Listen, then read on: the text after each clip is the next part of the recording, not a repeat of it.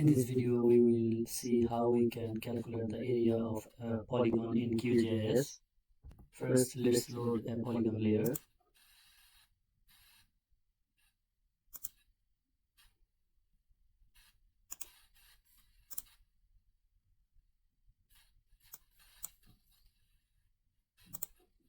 Here is the country polygon shapefile.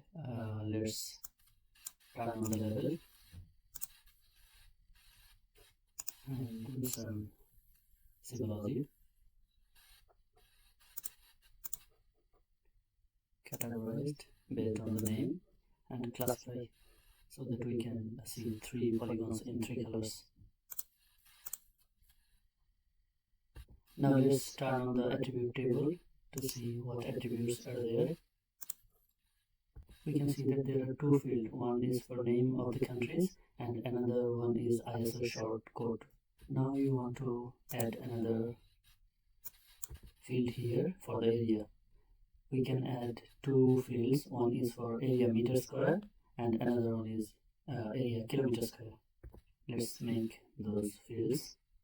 For that, let's turn on editing mode and then click on the add field, new field. Let's name it area meter square and select the decimal number. Okay, now let's add another field, area underscore kilometer square. Let's also select the decimal number here and press OK. We have 2 new fields. Let's turn off the editing mode, click on save. Now let's go to open field calculator. Here the create a new field checkbox is turned on. If we didn't create the fields, we can create the fields from here now. But since we have already created 2 fields, we need to update existing fields. So check on this, and from this drop down select the field. Let's go for the area meter square first. This is the place where we need to write our expression. To calculate the area, we need to write the code, that is $area. This is the code to calculate the area in QGIS. You can also search this code from here. Let's write area and you can see $area. We should use $area, not this area. It doesn't calculate the area correctly because it is only calculate the geometry area. It doesn't consider the CRS. So $area, if you use $area, it will consider the ellipsoid, so the area will be more correct. You can also see if your code is okay. If your code is okay, you can see the preview here. But if the code is not okay, let's try to make it. If we use areas, then this is not the right code, so that the preview pane says that expression is invalid.